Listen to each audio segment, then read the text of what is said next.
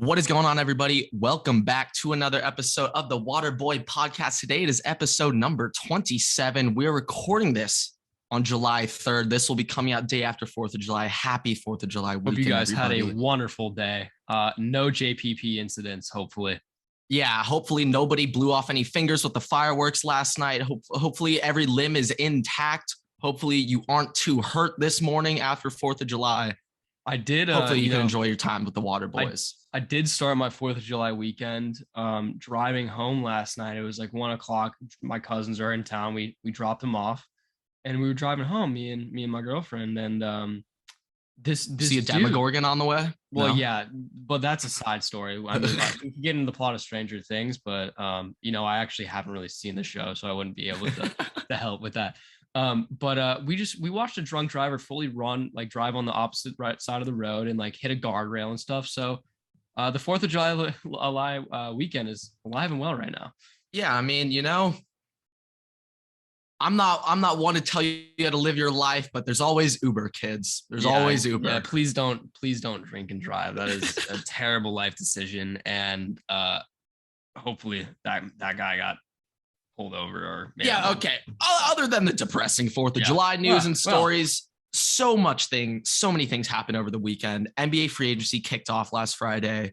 I went to a Dodger game and they smacked the living crap out of the Padres. And then probably the biggest news I've heard. I went to a Twins game too, by the way.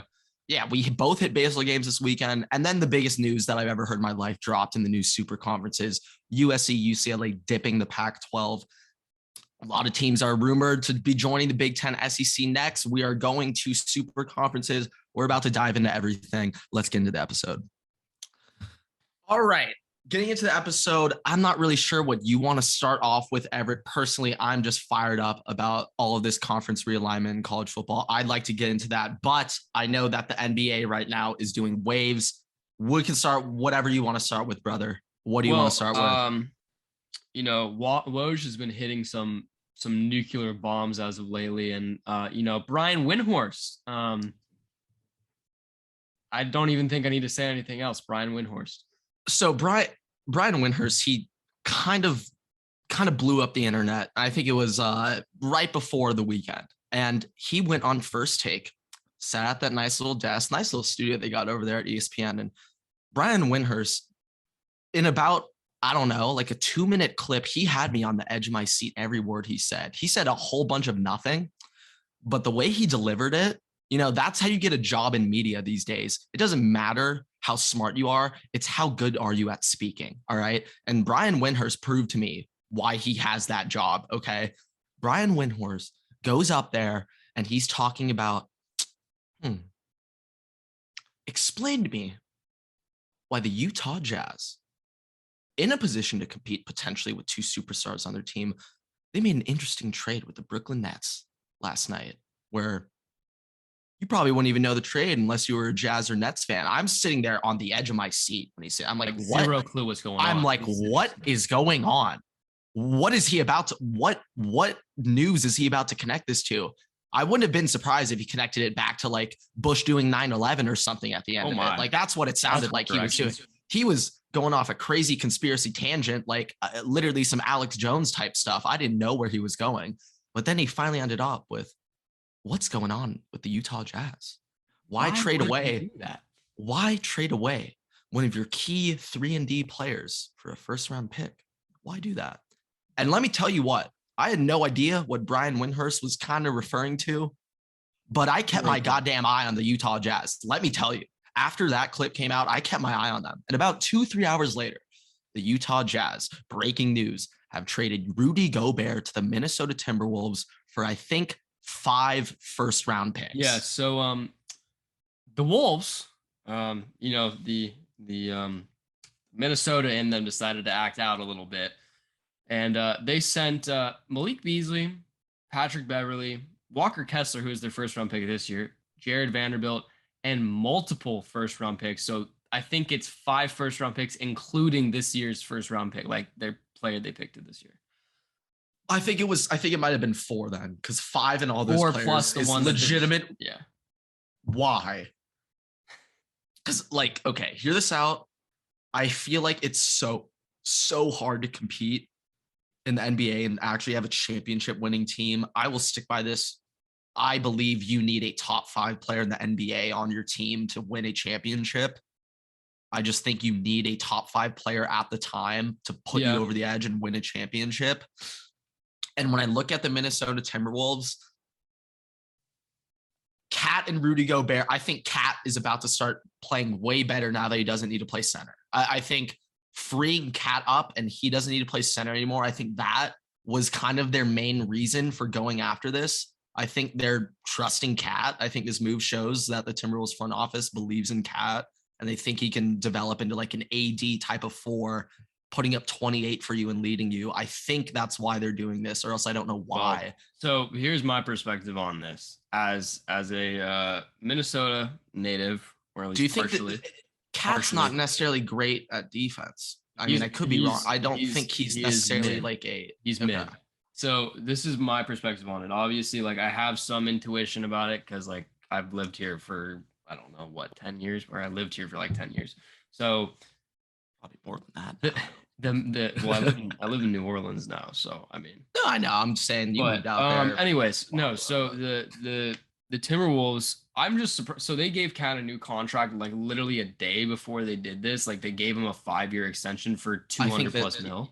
Yeah. Okay. But I'm just surprised that everybody like still thinks that this is Cat's team. Like I understand he's been on the team and he was a number 1 overall pick like a while ago. I think it is Anthony Edwards. I think it's Anthony Edwards. It's going to be his team, but I just think at least near future, like Cat can.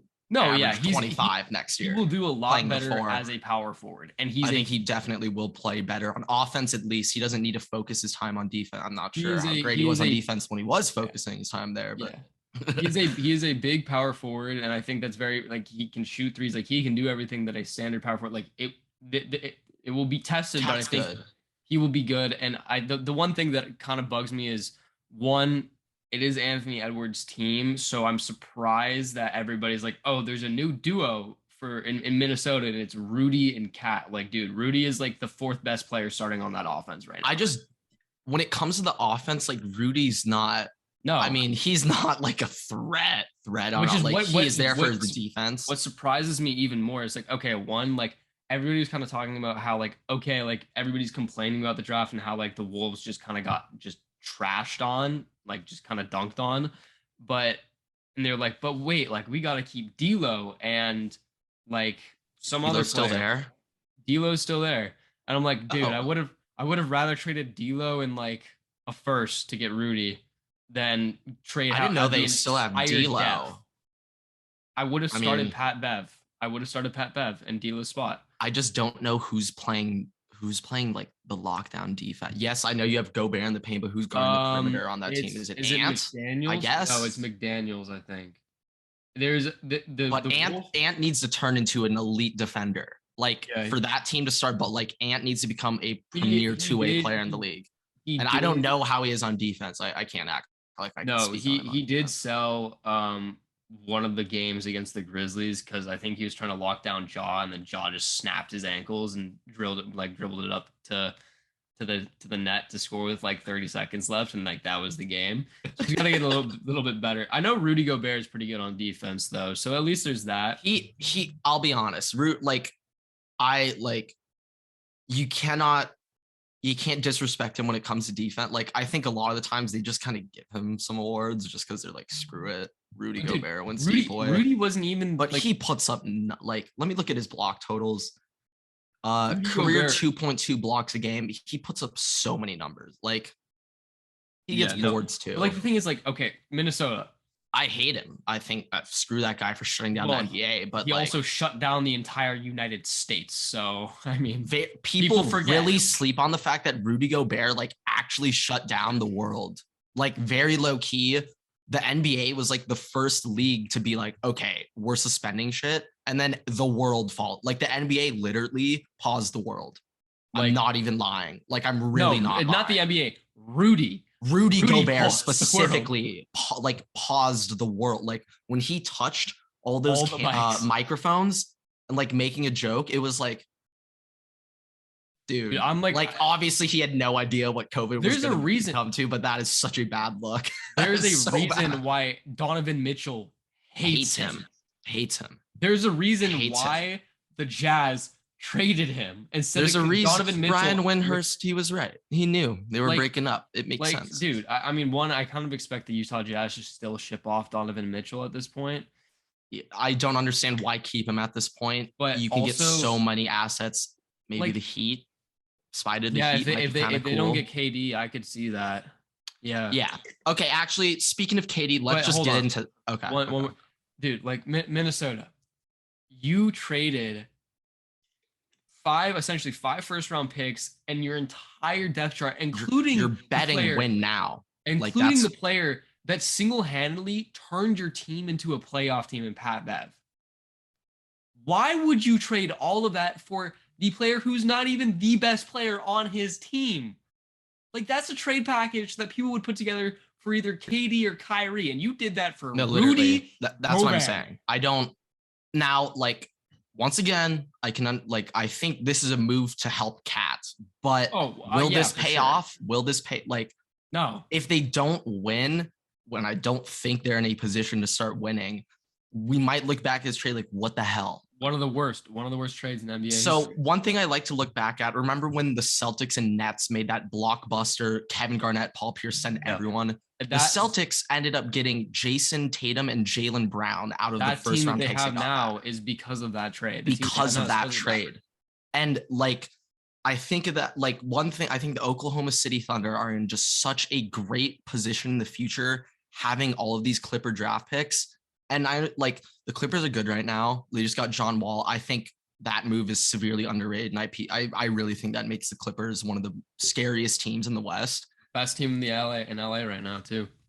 But with that being said, if the Clippers do not win a championship with Paul George and Kawhi, we will look back at that Clippers Thunder trade as the worst trade in NBA history. I'm telling you now, they traded, I think it was 8 first-round picks and Shea for Paul George. Yeah, and we're going to look back at that trade. Shea's a baller. We're going to look back at that trade and be like, okay, so the Thunder destroyed. I know you want to get on to KD, but just talking about trades, I like this. Actually, we'll stay on this. Do you think that the Anthony Davis trade between the Lakers and the Pelicans was worth it? Because they got a ring, but it was a Disneyland ring, and he's been glass man for the last 3 years, and he hasn't. Even last year, he didn't play. He didn't touch a basketball since April. He hasn't touched a basketball. He still hasn't to now. Yeah, that's what that. Yeah. So okay, Anthony Davis. The injuries are obviously very concerning, and I feel like you're going to have injury concerns or stares over any big men naturally. If they have injury issues in the past, they're not just going to suddenly go away when he turns 29. They're going to just get worse. You get what I'm saying? They're not going to get better. And so when I think about that Anthony Davis, I don't expect him to just suddenly become healthy again. And I'm very concerned about okay, let's just say this. Let's say the Lakers pull off the Kyrie trade. Let's say they get Kyrie Irving. This team will only go as far as Anthony Davis when healthy. If it's just Kyrie and Braun, I'm not sure if they're just going to run through the West. I really think Anthony Davis needs to be healthy this year. And I think he needs to, I don't know how, but 2020 Bubble A Disney, my God, that guy was disgusting. He was disgusting. Well, he was the best player on that team, but also like just on offense, like when they really needed buckets, LeBron deferred to him, and LeBron was like, "Screw it, AD. But I'm letting you take over right now." And that was 1 year of prime AD. I know. But the difference, I don't think we're gonna get that back. Is you have basically the entire Pelicans team. The point that it is now is because of that. So if you really think about the Pels, they were able to get. They got Lonzo, B.I., and Josh Hart. And then no, they didn't have the Zion pick. They got first round picks, though. They did get first. They did, but Zion wasn't in that Laker trade. This is one thing that I just think about, though. Zion Williamson, I'm not sure if you remember. He signed a 5-year, $230 million extension over the weekend. Yeah. I personally hate it. Now, For a Zion, dude, very low key. Look at his numbers. This no, I man's know, unreal. but for a dude who hasn't played in basically 2 years I and agree. definitely has put That's on what I'm like saying. 25 pounds, like maybe he's got hops, but if even coming out of college, like the whole thing on him was Health. where are his knees gonna be and what is his health gonna be in And 5 years? he has only shown negative signs of his health since So entering the NBA. I'm very Despite, concerned that in my opinion, overperforming. Zion Williamson is going to turn into a Blake Griffin, but even sooner. And it's even more concerning because he actually puts on weight and Blake Griffin didn't. I'm very concerned with the whole weight thing. No human being, when Zion was on Duke, no human being should be 6'8", 260 pounds, whatever he was at the time, and doing 360 windmill dunks. Okay. That should not be physically possible, but Zion somehow can do it. And I think he's one of the most electric players in the NBA when you get to watch, like, Zion in college basketball. Do you remember that Duke versus Taco Fall UCF? Like, I will remember these things for the rest of time. Zion and his impact. I'm just not sure how much impact he'll be having on the court, and he might be having more impact in Golden Corral. That's my concern with Zion. All right, Clip that. He might be a better brand for Bubba Gump Shrimp Company than the NBA at this point. Look, Zion gave it to him when he is on the court.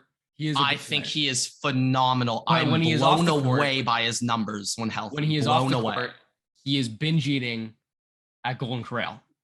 So he is going back to the buffet line. He's getting fits. Okay. And hey, if I was in Louisiana, you know better than me. I'd probably be eating a lot of that too. I probably would be eating a lot of it myself. We got Popeyes in every corner. I just love the quote from Charles Barkley when he told Zion, "If it tastes good, spit it out, big fella." You gotta love Chuck. You gotta love him. Okay, let's get on to KD now. Real quick, I just want to connect the Rudy Gobert trade to Kevin Durant. If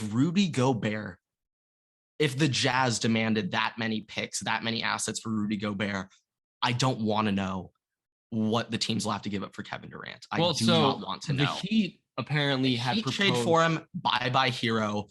Bye Duncan. Apparently their proposition had them keeping Tyler Herro and Duncan Robinson, but they were going to trade away Bam. Would they? Ooh. I personally can't get rid of Bam. Bam. And why would the Nets want to build around Bam for the? Well, they don't. Hell? They just have him as an acquisition. You could trade him again later and get more picks. But actually, you're right about. Actually, yes, you are right. The thing about Bam. Yes. Like Bam is a good player, but look, like the Heat are essentially the same team that they've had the same team for like the last 3 years. They really haven't traded. And besides maybe Jay Crowder, I think was on the team at one point. They just like added like Oladipo and Oladipo's staying and with Lowry. The team now, but if I'm sitting there and I'm looking at Bam, I'm pretty sure KD is taller than Bam as well. That's not like Bam. You Bam honestly don't need to be that big as a center. Like no, you Draymond can low-key body up some guys. Bam is a good center. Like he is what I would call. He's not going to turn into a superstar. He's not going to turn into even. I think you can consider him a superstar defender, though. Well, I truly believe. But would I rather have KD or Bam? Obviously, Kevin Durant. Okay, I just think that Heat team. I think that Heat team. The best way for them to win. Get rid of Herro. You don't need Herro with Kevin Durant. No, but he's on the team. Dude. He's a you very need Bam. Someone needs to help KD play defense. Look, you need to have depth, and Tyler Herro is the best. No, I know, but I just don't think the Nets will ever even pick up the phone to a trade unless Tyler Herro is involved. If Bam is in it, and you're offering multiple first-round picks, I think you pick up the phone if you're. I would rather take Herro than Bam. I truly believe if I was the Nets. You just said that the Heat needed to have Bam to begin with, so I feel like that makes him even more important. Well, this is the thing. The Nets, why trade for Bam? Like, I understand your argument. You can start flipping him, but Tyler Herro, you actually can have some promise on the team. Well, Bam, You know what I'm have saying? promise with Bam too. Like, I mean, Not as much upside with Herro, in my opinion. Tyler Herro is a sixth man. I don't think that he's a bona fide like But starter. when he's on the Nets, he will be their like He will be a option. starter, but then you're gonna start seeing all of the pinpoints and where his game doesn't do well. If you're trying to play through Tyler Herro, I don't necessarily know if he's gonna become like an all-star. I don't think he's gonna be like Trae Young. I thought you were just saying Tyler Herro is the key bench piece. Tyler Herro is the key word in there is bench piece. I'm just saying, like, I do think a lot of these guys in the NBA, like, when given starting opportunities, can't perform well. You're essentially. I mean, like, what the hell? Like, what's his face? Like, I think next year Paolo can probably average like 23 a game. Okay, do I think he's actually that good? No, but I think he'll just have those opportunities. But you're like, I think Tyler Herro, like, if he can score 20 a game on the Heat, motherfucker might be able to drop like 28 when given starter minutes. Because he's coming off the bench, and he doesn't always do that. He has pieces. But if he's allowed to shoot all the time. Yeah, but he has pieces around them. You can't just leave Jimmy undefended when Tyler's on the court. So then he's gonna get the shot because you're defending Jimmy. I get what you're saying. I just truly believe that if the Heat got rid of Bam and they ran a team with Lowry, Jimmy, KD, Kelly Olynyk they're getting bounced by the Bucks. No, well look, they're getting bounced. They're getting bounced. Basically saying, would you start Jordan Clarkson? Would you build a team around Jordan Clarkson? Clarkson, no, because Tyler Herro's like 22. Like same thing with like Jordan Poole. I'm saying as give me a Herro, give me a Jordan Poole over a defensive center. But your whole argument with Jordan Poole was fully that he got the shots he did because there was Steph and Clay on the team. I'm just saying yes, but like I mean Tyler Herro, if Tyler Herro's on the Warriors, I think he'd also be performing really well. Well, yeah, but it's the same argument. I just think though, if I'm the Heat, they're not winning anything if they get rid of Bam for Kate. That's not going to solve the thing. That's not going to solve it. If you go sign like a center like JaVale McGee, like who just gets boards, you can win. Like, I mean, the best center the Lakers have had like the last 4 or 5 years was Marc Gasol on a veteran's minimum. He wasn't the best center. What are you saying? Over JaVale? JaVale McGee and Dwight Howard, when they played center for the Lakers, they were 80 million times better than Marc Gasol and Montrez. I think that was one of the worst moves the Lakers have ever made, getting rid of JaVale and Dwight for Marc Gasol and Montrezl Harrell. They got rid of their defensive. No, they weren't. They got him the year after. I thought that was one of the worst moves the Lakers. When Dwight Howard and JaVale McGee were on the court, it's what the Timberwolves are doing. It freed up Anthony Davis. Anthony did not need to play center. He can play power forward. On defense, he doesn't need to lock up the big man. And JaVale and Dwight only had to play defense. On offense, they were non-existent. Like they were not on offense. I mean, that's still. And that I think that'll go with. I think the Timberwolves, honestly, I think it could work. I think like screw it, why not try? I still think they gave up a little too much, but like honestly, I understand. I think they're betting on Cat here. I guess that's kind of what I'm thinking. AD, in my opinion, was able to succeed a lot with the Lakers because he had JaVale McGee and Dwight, where he did not need to carry that defensive. But look, the point of the argument was that you can win with centers on vet minimums. Yes, I'm not sure if the Heat. Maybe that is. Bam. Like in games. I agree. I do think if they add Kevin Durant, the Heat will be frightening. I agree. Look, I like obviously, like you would love to keep Bam, you'd love to keep Tyler Herro, but if you had to choose one or the other, I'd keep Tyler Herro over Bam, and that's because of the depth ability. I don't think that he could play as a bona fide starter every single day and do well. But with Bam, look, I mean, in the playoffs, obviously he does really he does well. He gets boards and stuff, but like every single time it comes down to a clutch game, that game is where Jimmy play through Jimmy. They have always played through Jimmy. Yeah, no, I know. So if you pair Jimmy Butler with KD, who cares who's playing at center? I would put Mo Bamba at center. Like, I think I do really believe. Well, go trade for Taco Fall. Like, I don't think it's too much of an issue with the Heat because I think Kevin Durant and Jimmy play very physical, and they'll play the 3 and 4. KD will play the 4 for that team. Jimmy will play small forward. Jimmy Neutron at shooting guard, I guess. I don't know. But Oladipo's still there, so I think that team would be very scary. Okay, I think KD Heat would be scary regardless. You kind of just convinced me a little bit. Let's say they can pick up a guy like a McGee, a Dwight. I honestly, okay, sure. I think Bam's a big P. I think though their closing lineup, that's what I think more of now. Like when I think playoffs, like your starting lineup isn't necessarily your closing lineup. So like when the Lakers won the ship, the starting lineup, well, Avery Bradley got hurt, so it wasn't him. I forgot who the one was for the starters, but Caruso was the starting point guard for the close lineup. Might have been Danny Green. Danny Green was the 2. I'm forgetting who the point guard was. Might have been KCP technically. But he defended the 1. The Lakers have a very weird system where on offense, LeBron plays point guard and the point guard on offense guards the shooting guard, and they just like shift down, and it's like a weird flip. And then on defense, LeBron guards the 3. He was technically a small forward. Yeah, but he isn't. But like he technically he was listed as like a guard / small forward. The NBA is so weird. Yeah. Like shooting guards now play small forward. Like everything is just shifted down or shifted up. Also, just thing to note with the Lakers. So today is Sunday, July 3rd. Like we said, obviously this is coming out on Tuesday. There are reports that there is a possibility for a done deal between Kyrie and the Lakers today. Okay. This is why I want to talk about this real quick. We're going to go into like a couple more potential KD moves, but let's get onto this now. With Kyrie Irving going to the Lakers, I think I said it before, but this team will only go as far as AD when healthy, in my opinion. And I think AD is not. Look, I mean, AD's what? AD's probably still the 2. I guess Kyrie's the 3. I would rather trade Anthony Davis. I would rather trade off Anthony Davis Kevin Durant. Yes, for Kevin Durant. Or realistically, 100%. Like, I would take 100%. Any other star or superstar player over 80 right now. I'm just so concerned about health. Like usually health is something where I'm kind of just like, they'll get healthy, but this is actually a concern now. Like this is really a concern. Like AD when healthy is a top player in the NBA. Disgusting. Like I truly believe he's like top generational talent. Yeah, he's generational talent. He's so good. But if he's not healthy and you can't play, you can't rely on him. You're playing a depth player at power forward every day. When the Lakers won the ship, I think they had 2 top 5 players in the NBA. I think LeBron and Anthony Davis were both top 5 at that time.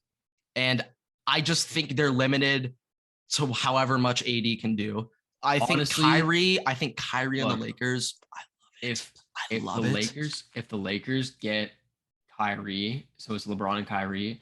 I almost debate if I'm Pelinka, I debate just shoveling off AD, get his contract off the books, get some picks back, some depth players, and build around those 2 players, kind of the same way that the Cavs did. Okay, I'm not sure if they could pull this off. What if the Lakers somehow trade for KD and Kyrie?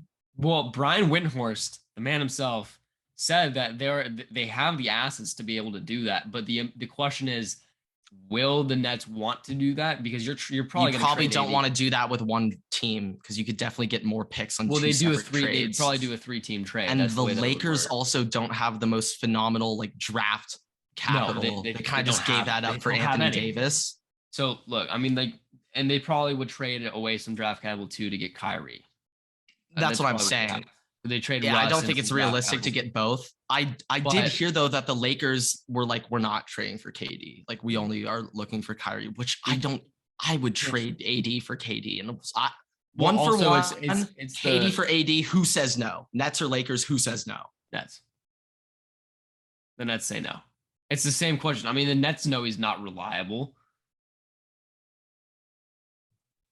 Yeah, I just think you have to package him with something. You'll never win with Kyrie and KD, and I think the Nets are just done. Well, yeah, I mean, also, I do think there is actually a pretty good chance that like the Nets just don't find any deals, and KD and Kyrie are just forced to play. I think they only have 1 more year left on their deals anyway. You can tough it out for a year, and then they're gone. Ben Simmons, the league, like I mean, they could honestly just sit out next year. Pull a Kawhi.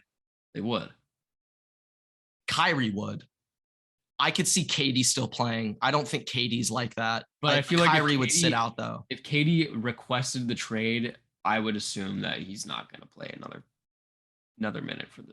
I would also assume that. I don't know. I think KD actually, that dude went to Golden State. What am I saying? He does whatever it takes. He does whatever. Okay.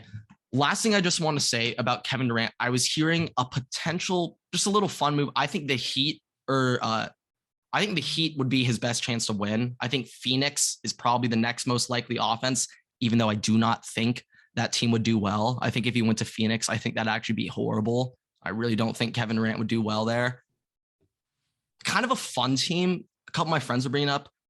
Portland is a very possible move for Kevin Durant to go to.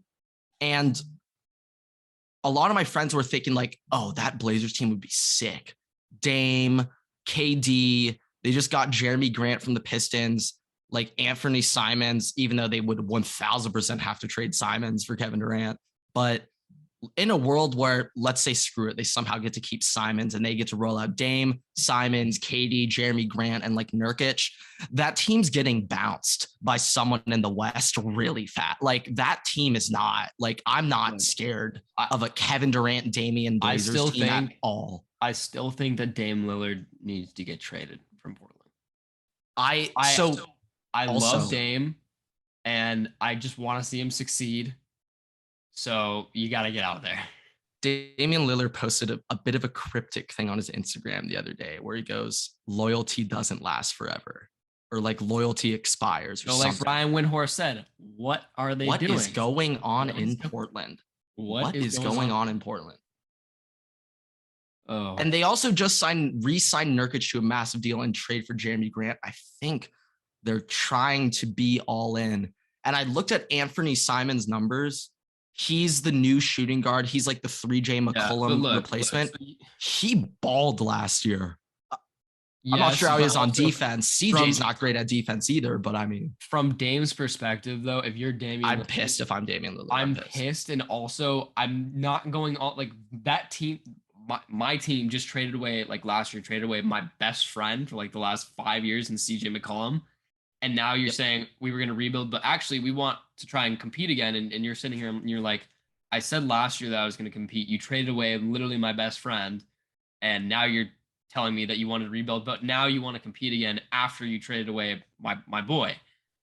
If I'm Dame Lillard, I'm like, I am just so fed up with all of this. Like there's several other teams that I know would want me to play for them. Like the Heat, if the Heat could trade for Dame Lillard, like, I mean, I just think there's just a certain number of organizations in the league where they can just never do their stars right. Portland, the Kings, even though the Kings never have a superstar like that, but like those are just kind of like two franchises I think off the top of my head. Magic, they can just never make their stars happy. It's sad, really sad. And thank God Giannis was rolling with the Bucks, because I mean, I think Giannis is going to dip the Bucks the second he has the opportunity. He could have easily left and probably not have won a ring, but they did. No. I think Giannis has kind of hinted like, I love Milwaukee, but I'm gonna do what's best for my family. Come free it. Like I think he's said that. Like he just won the ship with them. He doesn't owe them anything anymore. Well, no, but I'm pretty sure. I thought he signed a contract extension. Maybe I have no idea, to be honest. I think he might have said that 2 years ago, and then they added players around him, and then they won the chip, and now he's there for the foreseeable future. I'm not entirely sure though. No, he signed an extension. He's probably okay. Anyway, do you have anything else, NBA? I want to get into this. Just my one last thing. Okay. I know you mentioned that KD said he wanted to go to the Suns. The Nets said that they wouldn't trade KD to the Suns unless the Suns traded them Devin Booker. Never. Okay, so that's not happening. Okay. Yeah.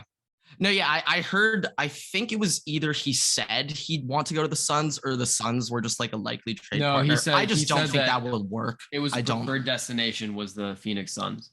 I just don't think that would work. I could see it working. I don't know if he gets along with Chris Paul, but I don't think that'll be the problem. Ayton's, he's a free agent. He's not re-signing. And also, just real quick, Nobody's talking about Ayton. I think Ayton's a very valuable centerpiece. No, I do. And I think, like I said, Miami Heat, if you shovel off Bam Adebayo, get KD. Maybe they'll have the money to get Ayton. I don't know if they'd have the money. They've got assets. They always find a way. If you're paying KD, I bet Lowry is. Dude, I bet Lowry costs a lot. I would rather have DeAndre Ayton than Kyle Lowry. No, yes, I know, but like to get Kyle Lowry off the book, I'm not sure if they'd have the money to sign. And Ayton's about to get a bag. Dude, there's so Ayton's many about to get a bag. There's so many teams that would take Kyle Lowry. I'm not saying that. I don't know who would blend. They got to get a new point guard. It's a fiasco. Yeah. That's when Tyler Herro starts on the Heat, and then it's a disaster. Okay, all right. I think we've done our NBA talk for a also, couple of guys who don't know anything about the NBA. I think Luol Deng is finally off the books for the Lakers. Really? Yeah, finally. Honestly, murder. That like horrible. Okay, let's get into college football. Crazy news over the weekend, Everett. Crazy news shaking up the whole college football landscape and atmosphere. Over the past weekend, breaking news. So we weren't done with Texas and Oklahoma joining the SEC like a year ago. That was just the beginning of a bunch of dominoes about to fall in place. And I think we're only at domino 2, and I think there might be 12 that are about to fall. Okay.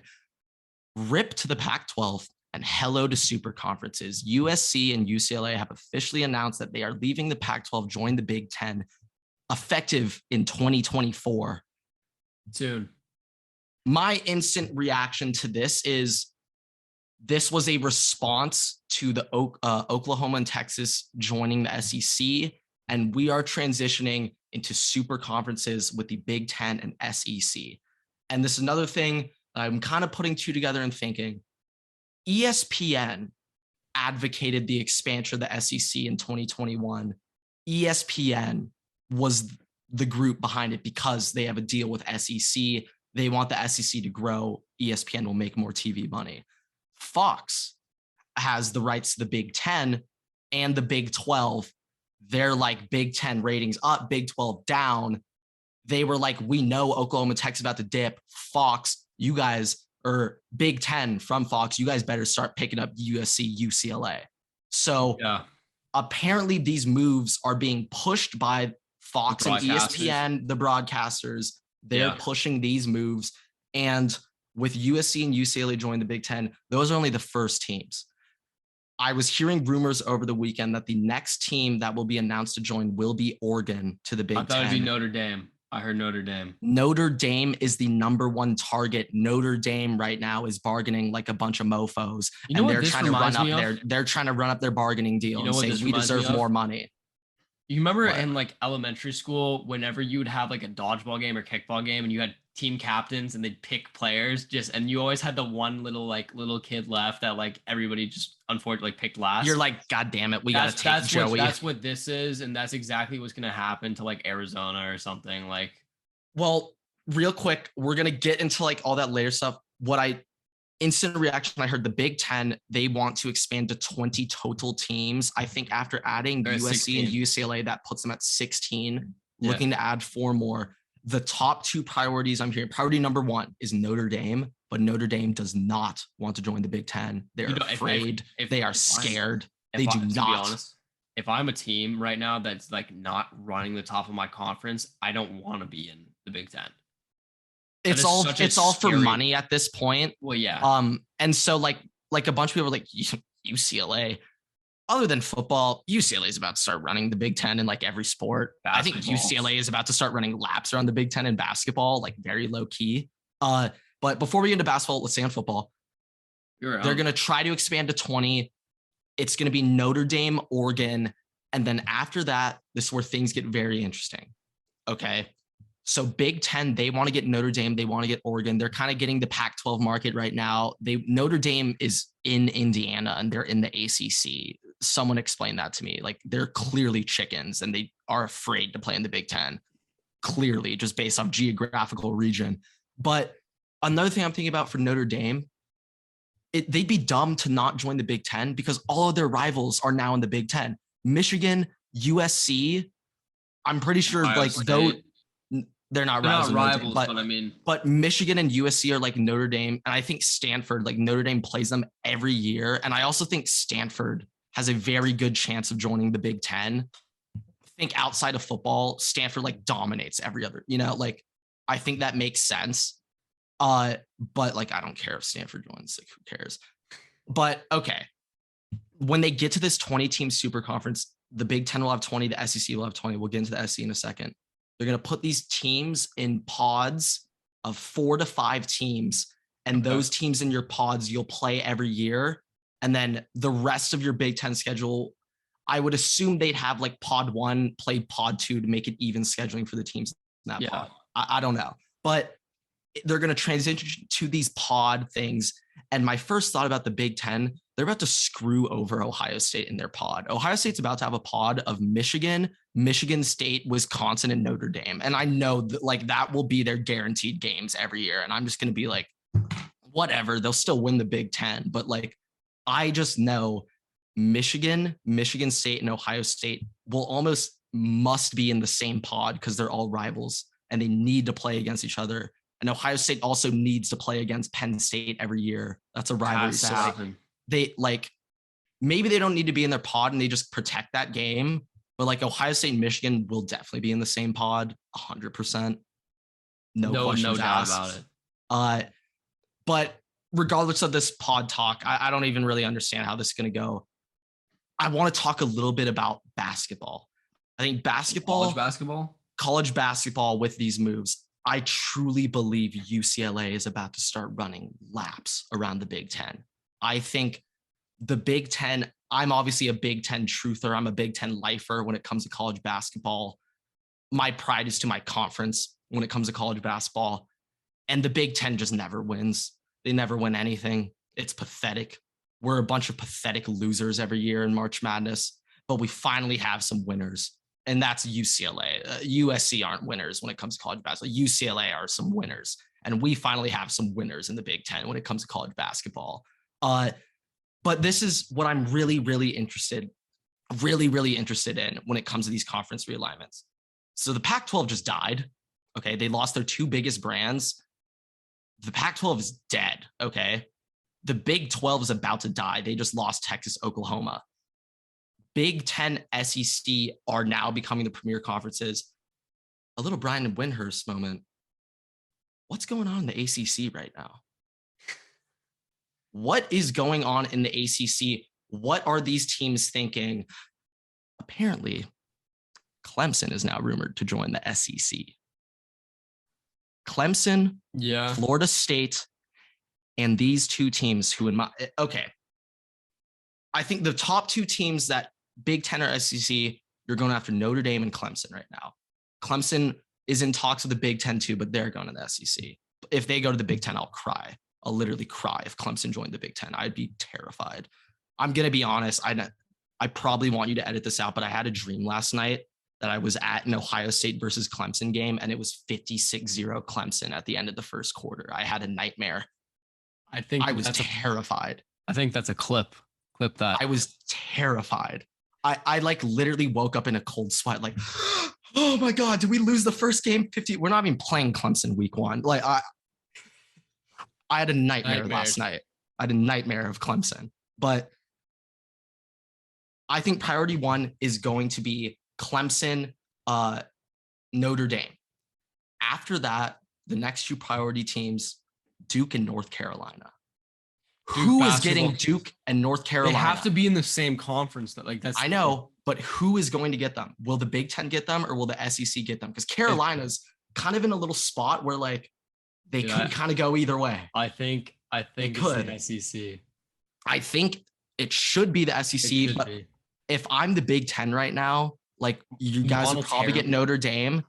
Honestly, I'd be going balls deep on Duke and North Carolina right now. I'd be going so in on that. Obviously, all those other schools are very lucrative for football, but strictly basketball season. That's what I'm saying. Duke and UNC having those, even UNC football could be argued to be like somewhat. They're on the up. Like having those 3 in your conference. Oh, Miami will also go to the SEC. Miami, the U will go to the SEC. Yeah. But that's cash bags. I think people like basketball. I've been kind of interested. Like, I feel like everyone's just talking about football here. So, I think basketball, a lot of things are going to be very interesting. So here's my I think question. It's gonna be here's my very question. Interesting. Who is picking up Hawaii? That's the Big 12. But like the ACC, Hawaii has joined the ACC. Imagine if they were in the Big Ten. You had to have Ohio State fly to or Hawaii fly to Ohio State for the game. I'm just saying, it's a lot of people are immediately thinking like, okay, USC and UCLA are about to get smacked when they have to go on the road to Iowa in November, which I agree with. But like, on the converse, imagine Rutgers flying out to USC. Look, oh my God. I almost think it's worse. Oh my God. It's worse to like Rutgers is evil in that. It's evil. The time change actually isn't that bad. It's just the fact it's cold. And I feel like most players. I just think the travel time. I think it's gonna screw them up. I mean, I've done that trip multiple times in my. I think it'll just be really rough. I think it's just gonna be brutal for a bunch of these players. Like, yeah, no, I mean, definitely going from LA to Iowa where it's snowing. I would be the most hyped though. It's a November game. Let's say Penn State just had a blizzard in East Lansing, Michigan State, and they're going out to Cali next week. Like, oh my God, I must be so hyped. Like, I must be so hyped. And also, this helps Big Ten recruiting in the states of California. For sure. You get to and play this in helps California. USC, UCLA recruit Midwest a lot. Like, this does add competition to Ohio State in a sense, recruiting out of their backyard, but I just think the benefits that Ohio State's about to get in those Cali recruits is unreal.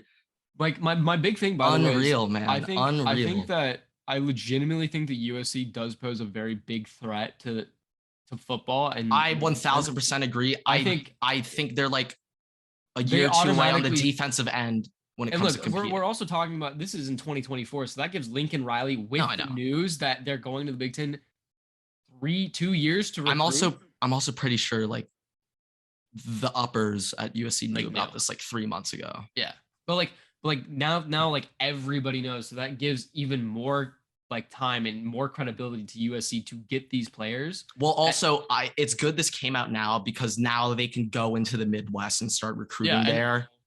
And, you know, like if they do well, especially if they do well this year, or if they go somewhere and play in the cold and do well this year with Lincoln Riley, I think that's a very good look for USC. Yeah, of course, right now, let's enjoy the Pac-12 years while you have them. You got 1 or 2 more years left. Let's enjoy them. But Lincoln's about to get his feet in some muddy waters. You know what, Lincoln? I mean, he has been Ohio State before, so let's focus on making the playoffs this year first. Yeah, I real quick when it comes to just Pac-12 outlook, I think Utah is the team to beat. I think Oregon, after losing Cristobal, after losing Kayvon, I know they still keep Noah Sewell and Justin Flo, but they lose Travis Dye. They just lose so many pieces. I think Utah is the number 1 threat when it comes to the Pac-12 next season. I think they should be the favorites to win. I think the toughest game of the year, I think it's week 7, USC going on the road to Utah. That will be the game of the year in the Pac-12. And I think the winner of that game will go on to represent the Pac-12 South in the Pac-12 championship. Look, game. I think that's fair just because obviously Utah was like, I think Utah's severely underrated last year. Like, yeah, they were like the best team in the Pac-12 last year. They are very good. And they are very, and they return a lot of pieces. They return a lot of players. But like, I think everybody, I am one of these people that are giving USC all the props because of all the players they landed. They got Lincoln Riley, the new program. So everybody's like, all right, solidified. Of course. I think, and I'm in that boat, and I think that they are the number 1 team in that conference. But with that said, I do agree with the fact that nobody's giving Utah enough credit. Utah is the team to beat. They're the team that's returning. They're the team that, you know, they just aren't losing pieces. Won last year. They don't lose games. They don't throw away games, and they're very hard to beat even when you're beating them in the game. They don't. I think it'll be very tough. I think it'll be very tough going on the road to Utah. That'll be. I'm pretty sure that'll be USC's first real test of the season. Yeah, and So we'll see what happens. That and Notre Dame are the two big games. But my last question, just like on college football as a general thing. So obviously we're making these super conferences. What do you think about these smaller conferences? So the AAC, Mountain, what's going to happen to those? So like I think let's look at the AAC for example. Like since he's gone, Houston's leaving. I think SMU might be leaving as well. I don't know who'd want SMU, but like I think I think definitely Cincy's gone. Maybe Big 12 for Cincy. Cincy's already going. Pac-12 I think is in the worst position. Pac-12 right now. How do you come back from losing USC, UCLA? I think Stanford's also going to be dipping pretty soon. So here's my question. You think the Pac-12, the way that they'll do it is they're going to basically, do you think the AAC is going to dissolve and the Pac-12 will absorb it? They're the bigger conference. Maybe there's a lot of things I'm not entirely sure how this is going to play out. I think first things first, we have to see what the Notre Dames, what the Clemsons, what the Duke, what the North Carolinas are doing. I think we got to see what they're doing. I wouldn't be surprised if like maybe the ACC, Big 12 or Pac-12 just dissolves just completely and they're gone forever. I would not be surprised if something like that could happen. I think right now, no teams out of the ACC have like formally announced they're leaving yet, but I think the ACC is just in a very weird spot right now where I think they're going to be dissolving pretty soon.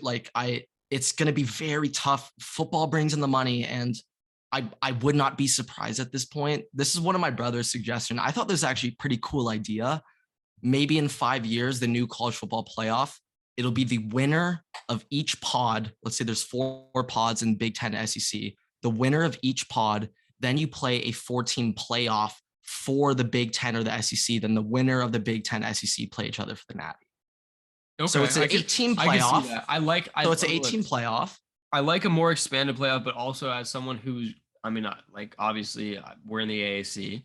So as someone who has a team in the AAC, being able to have one of those smaller conference teams make a chance in the playoffs is important to me. So I think they also might need to have like 2 national championships, like one for like the big quote unquote Power 5 conference. It'll go to Power 2 conferences pretty soon. Like literally, but I don't. Yeah. It's going to be very strange. I'm very curious to see what's going to shake it. Look, this news is crazy. This news is unreal. It's unreal, but like the way that I think, if you do it in a March Madness structure, even obviously it's going to be more minimized, but like we always see these super low seeded teams beat the high seeded teams. But if you take a team from one of these smaller schools and you give them a chance to play against these big, if you can't beat one of those kind of like lower, like non-Power 5 teams, you shouldn't be in the playoffs. Yeah, I agree. I also do believe though that I think expanding the playoff, I don't think it'll actually make anything better for college football. Like, no, but it will make it more entertaining. They'll make more money. They will make more money. I just have a feeling though that they're gonna expand the playoff, and then in year 1, like Bama's like gonna 80-piece the 12 seed round 1, and people are like, why did we do this, guy? Like people would say that, and then like the next year it would be. Well, I don't know. Obviously, I don't know, and whenever the upset happens, it'll be incredible. The greatest day in sports whenever Appalachian State of the college football playoff beats Michigan. Like, by the way, that happens, it'll be crazy. AAC team. App State, are they AAC now? I think they're the AAC now. They're coming in. Yeah, I'm just very interesting to see how things go. Also, I think Gonzaga should be joining the Pac-12 pretty soon. Gonzaga should not be allowed to stay in the conference they're in because they make it's unfair. It's not fair. It's not fair. Like, give the other teams a shot. Like, at the end of the day, I think it actually hurts Gonzaga more because they're not used to playing like tough opponents. And that's why they never win the chip. But it's just like, dude, like, come on, guys. When are we going to learn that Gonzaga just doesn't win the Natty? Like, when are we going to learn that? Like, probably never. But okay. Last thing I want to say, let's just say that these pods, we really go to a Big 2, we go to a Big 10, we go to SEC Super Conference. I'm not exactly sure what I think about the landscape of college football from a completely selfish Ohio State fan perspective, I'm so happy that this happened. Just being from LA, I now get to see like an away game, Ohio State every year. Like I get to see that now. Because I mean, it's going to be either Ohio State actually has some connections now to like that. As a selfish fan, I'm so happy that this happened. No, this is when I look at the landscape of college football, though, in whole, this is probably a dark day. It's probably a dark day for college football because this is the transition to super conferences. Like that was USC and UCLA dipping the Pac-12. Okay, so now everyone's about to follow. How do you think that this is going to work for the new NCAA game? I honestly don't think it'll like impact. Well, no, my question is like, do you think that like, I think it'll be fun. I think it'll be fun. Yeah. But also like, I think it's going to be very interesting what they choose to do with all the news. Cause obviously this game comes out in 2023. Yeah. So for a year, it'll just be the normal. But then if you're simming through it, like I feel like they almost could just make it so that after you get that year, that just all switch, like, or add like a fact, like in 2K, they have like league realignment and stuff for franchise mode. Maybe they could do that, but they'll just put that in for the next NCAA football. Well, no, I'm saying like you could throw that in just the 2023 base game flat. And then when you play through that next season, it automatically goes through league realignment and they just have that every year because you start the first season anyway. I love that idea. I think that'd be great. You're forgetting EA makes the game. That won't happen. Sorry, I forgot. Money. I love the idea. But that won't happen. I love it. I actually am all for that, but it won't happen. EA Sports, hire us. You won't. At least in the last NCAA football, though, you could realign conferences on your own. So I think you should be able to do that. At least that. Hopefully. But if it's like Madden, no.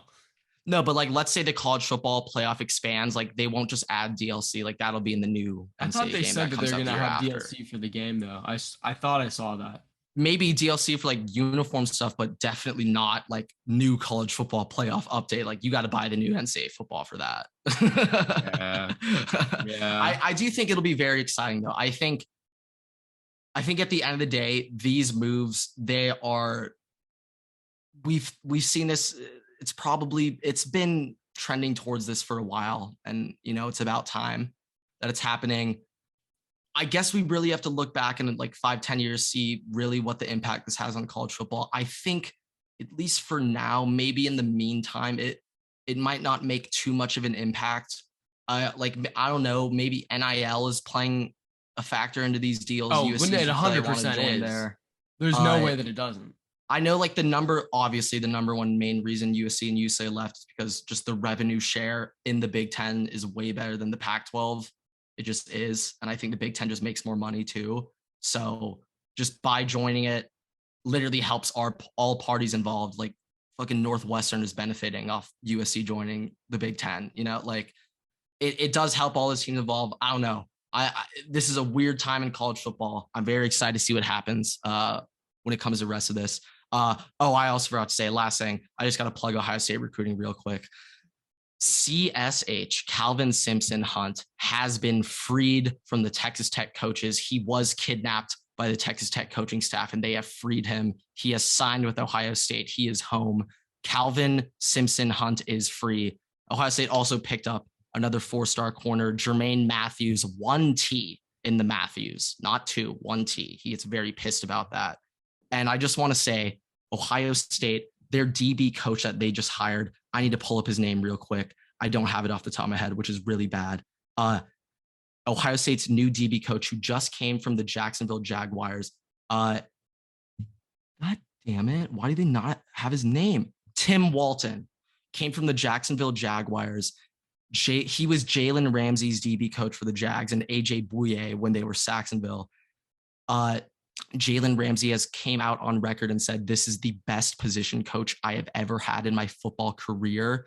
He's about to kill it at Ohio State. He's already doing well in recruiting. Keep in mind, he has not coached college since like 2007. He's been in the NFL for the past like 15 years. And he's recruiting again for the first time when it's literally the craziest time to recruit with NIL. And he's pulling off, he's flipping dudes already. Shout out my boy, Tim Walton. Also flipping my boy Dijon Johnson out of Florida too. Like just doing unreal. That's like on Ohio State though. They've been absolutely killing it. let's just quickly wrap this up. We can get some MLB, quick NFL. I got one thing of each. One, we'll just go with the MLB real quick. Dave Roberts, please put Gavin Lux above 8 in the lineup. Like, yeah, so Gavin Lux, the past month, I'm pretty sure he's batting like 310 for the month of June, maybe 320 with like an 850 OPS. Now, I understand, okay, bat him ninth, he gets on base, and then you have 1 through 3 hitting him in. But it's like when you're 5 through 8 hitters, like almost a guarantee to not get a hit, why are we not batting him like 6? Like Gavin Lux right now is producing. Dave Roberts is Mr. Static lineup. I don't like to change the lineup. I like to keep everyone where they are. I don't change the lineup. I'm Dave Roberts. I do what I think is best. No, you're wrong, Dave. Okay. I don't understand the Dodgers. They only try against good teams. Like when they play the Rockies, they just don't even care. Like when they play the Padres or the Giants, like they get up for the game. Like they're showing up to the stadium. Yeah. Also, little breaking news. It's not going to be that big of breaking news, but breaking news. The Dodgers, Dodgers just reactivated Mookie, so he's back. Yeah, he was supposed to play second today, but after Chris Taylor got hurt last night, they're gonna be moving him to he's gonna be playing right. It's a rib injury. Yeah. Okay, hopefully he doesn't fall on his fucking side. But and they reinstated left-hand pitcher David Price as well. But I mean, hopefully he doesn't pitch tonight. What I'll say is Trace Thompson was not actually that bad in reserve for Mookie. He actually did a very Clay's good little job. brother is very good. Very good. I thought he was the older, but whatever. He's like a year younger. Yeah. Just please move up Lux and just never let Craig pitch a game again the rest of his life. Although what I will say is he has been slightly doing a little better. He's been slightly better. Honest. And my full reason why the Padres lost this series to the Dodgers, which, by the way, the Dodgers needed to win the series versus them, so props to them for doing that. And they're about to sweep. They're about to sweep. Get the brooms out for Dodgers South. It's about to be quick. But my full thing is the first game they played, Craig came in for relief and shut them out. I feel like as a team, if you can't get at least one run off a Craig Kimbrell, it's a bad sign. Destroys your morale. Like your morale is in the gutters if you can't get one run off of Craig. So when I was at the Dodger game, one of my favorite things.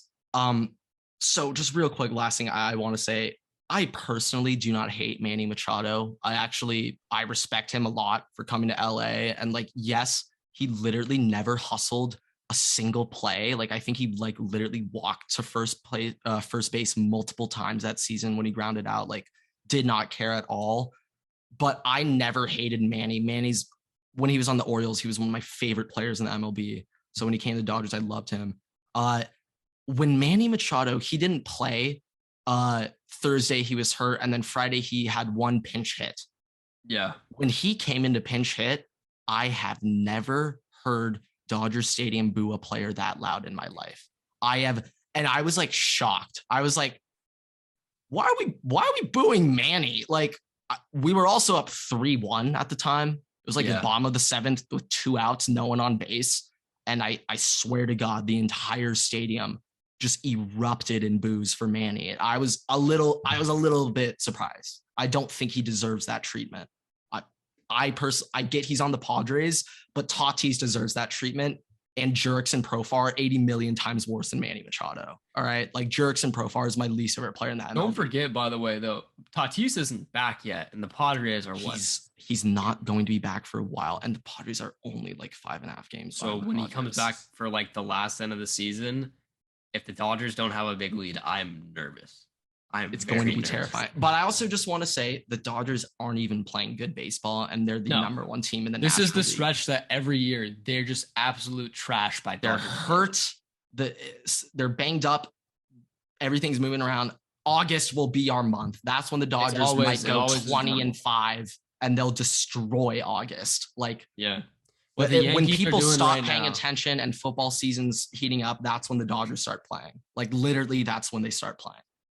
Yeah, I got to make sure that no one watches them. You're like trying to mitigate the amount of spectators, so that way when you play them in the playoffs, you have no idea what's going on. Yeah, it's those are the things you have to take into account as Dodger fans. Okay, let's just wrap up with one thing in the NFL. I don't know if you saw this, but the U.S. Open absolutely bodied the Seattle Seahawks the other day. It was a Seattle Seahawks fan. But no, they also bodied the Seattle Seahawks. Oh, they did too? Yes. So it was, I'll be it was honest. bad enough. It was bad enough to the point where DK Metcalf tweeted at them saying, "Please stop slandering Drew." And Lock. then they roasted DK Metcalf, like ruthless, like vicious. The U.S. Open intern just got a raise. That's all. He might be. He just got a raise. He might be a Cardinals fan. Now I'm sitting there, and he replies, or the Seahawks fan replies to like a clip from Twitter, and he's like, "Not a sport." Like tennis. And then the U.S. Open replies, "Not a sport," says a guy who has to watch 17 games of Drew Lock next season. And then this Seahawks fan is my least favorite type of human being on Twitter. The guy who just responds to everyone, just L plus ratio. And that's just this guy. And this dude got ratioed on his L plus ratio tweet harder than I've ever. One of the most disgusting ratios I have ever seen in my life on the Seahawks fan. He got eviscerated from Twitter. Should delete his account. Literally should delete his account. No, that was so embarrassing. I found Field Yates tweeted out like the U.S. Open like woke up and chose violence today, and I'm just scrolling through it, and the U.S. Open like responded to them just like love you Field, like Nick Chubb or Mixon, like who should we take, like whatever. The intern's probably just trying to get some intel, and I scroll down to the next reply, and it's the same dude, the Seahawks fan, saying finally I'll take the L, but Drew Lock or Geno will prove people wrong. No, Drew Lock or Geno Smith, I'm pretty sure will have combined probably worse stats than Sam Darnold this year. So I just think the Seahawks are such a sorry organization. They picked Russell Wilson over the Legion of Boom, and then they did nothing to help Russell Wilson out. I don't understand it. They did literally nothing to help Russell Wilson out. But yeah, you can't let U.S. Open tennis put you in a body bag like that. They also responded to him after he said ratio plus your event is poverty, which by the way, put some respect on tennis. Tennis is a phenomenal. Like I don't watch tennis, but it's like, dude, it's a very good sport. The U.S. Open is like the biggest, like one of the most famous just tournaments on like Wimbledon. You have heard of that. Yeah. Like, or it's Wimbledon right now, right? Wimbledon right now. Yeah. Yeah. Like everyone has heard of that. But also like the dude goes after he does the ratio plus event is poverty. U.S. Open set us remind us again, we're not a sport. Aren't there only 32 teams in the NFL? And it's a quarterback list, and it's Drew Lock ranks 40th of all the quarterbacks. And the best part is it's a Phil Simms list, which means Drew Lock's probably even lower than that. Oh my God. Like, dude, they just eviscerate. Like, I'm saying these. I don't know how the U.S. Open found that kid, but that guy is good at his craft. That guy is good. He's good. You have to have your receiver come on to Twitter to tweet out to everybody to just stop demoralizing their fans and quarterback, you have a problem. Just imagine if you're Drew Lock and you go on Twitter, like you're just you can't respond to that if you're told Drew by your Lock. agent, like, hey, like don't go on Twitter right now. You're like, and if why? you do, please do not interact with it. Just imagine like DK or someone's telling you not to go on Twitter and you're like, why? And they're like, just wlike, yeah, U.S. Open tennis put you in a body bag today. It's like the official U.S. Open Twitter account's roasting you. it's like the Wendy's account, dude. Like, who's the account that is it? Arby's? There's some Twitter account. Radio Shack was going off on some. It might be like KFC. I don't know who, but there's some fast food. I think it's Wendy's actually. I think it is. Wendy's, but they just reply to everyone, and it's so funny. Everybody. Radio Shack was on a different level with some provocative shit over the last weekend too. Like one thing I love is also, I'm not sure if this is a positive, but I swear the Detroit Lions TikTok intern is the most active when it comes to like commenting on videos. I always see the Detroit Lions commenting on like if it's ever will an NFL team replied, Lions are the first thing to do it. Like my favorite thing though this last week though is Tom Brady responded to, I think it was the NFL, and it was a picture that was like, guess what event this was, and it was a pixelated picture of the moment where Tom Brady drunkenly threw the Lombardi trophy to Gronk, and he responds to me, he's like, yeah, that was my actual field of vision. Like I'm gonna be honest. Like Tom Brady's got a phenomenal like marketing and social media presence. It's great. I used to really, really despise him. So like Yeah. I wasn't a Seahawks fan, but I was a Seahawks just like follower. Yeah, this was just before like when the they were Chargers early day, winning. before the golden age. Yeah. When I took a break from my lifelong fandom as a Chargers fan, and started watching the Seahawks a little. Yeah, this was when you know, Phillip Rivers was in his downturn. Danny Woodhead was Antonio Gates was like out of his prime. Danny Woodhead was no longer on the team, you know. We didn't have much to look forward to every week. So, but when Pete Carroll passed the ball instead of running it, I was like officially out, and I hated Tom Brady so much. And then 28-3, I just gained so much respect for the man. I just have so much respect for him, even though he's a fucking Michigan guy. I have so much respect for him. I think the pinnacle Patriots like hate hour was like right after that Seahawks win, and then when he came back and he did all that, you're like, okay, like a little bit more respect. And then it was not until he got off the Patriots where you actually kind of like it's like Steph. Like now people are like, yeah, like kind of like Steph. Like now that he's on the Bucks, like yeah, like kind of like Tom. It's just the fact it's the Patriots as an organization itself with him on that team that you're just like, and also just nowadays without Tom Brady, the Patriots are just way more likable. I just think like you don't need to kill yourself watching the Pats play anymore. You don't need to. But Mac Jones is kind of building that kind of criteria where he's not even close to as cocky as Tom is. No, but he's building. I mean, he was in his first year last year. He could get there. I like Mac Jones a lot. I think Mac Jones. I mean, no, he's an incredibly smart quarterback, by the way. Why do you say that? Because he has is white? No, he has he has what's the memory called where you can see pictures? Photographic memory? Yeah, he's photographic memory. Like he is like very cerebral at what he does. Like he's very good at that. I think Mac Jones is a good Q, you know, but I mean, we'll obviously see what goes on in the NFL. Ripped now, by the way, too. No, I won't see that till I believe it. No, I believe that till I see it. I mean, there was a picture. I swear, I think it was Ian Hertitz tweeted it out the other day that it was a picture of Mac Jones going like this and just shredded, drenched in sweat. Maybe Mac is on that. I mean, I don't think Tom ever got that jacked. I don't think Tom ever made it to that level. I think AG is out. I don't know. Still working in Tampa Bay. Tom might be there right now.